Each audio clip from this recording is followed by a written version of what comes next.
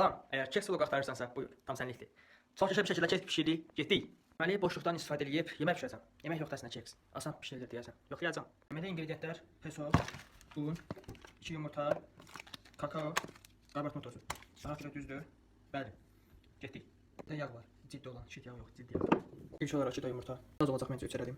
2 stəkan, 1,5, yəni 0,5, yəni 1,5 su bardağı peso, 1 stəkan süt. 2000 tamam Doktor Ötker'in şeyi, kabartma tozu.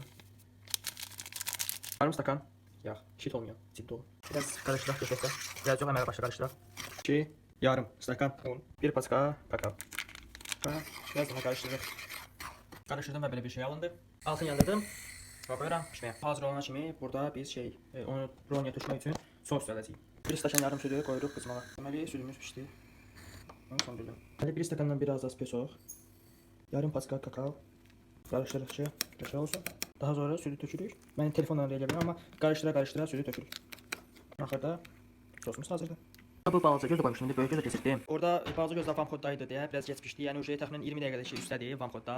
İndi böyük gözlə vamxodda qoymuşam. 5 dəqiqə falan da burada saxlayırmış, amma hazırmış kimi görsənib biləsiniz. Orada 15 dəqiqə yox, yarım saat keçdi.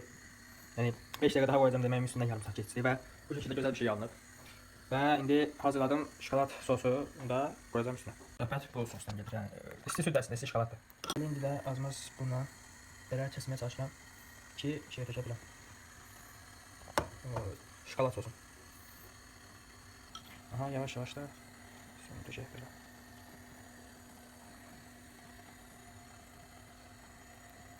Hamısını töküm geçsin. Все. Hazır. Yaşay İsrail'de çəksin suyu. Sayına içək. İndi isə dalım testi.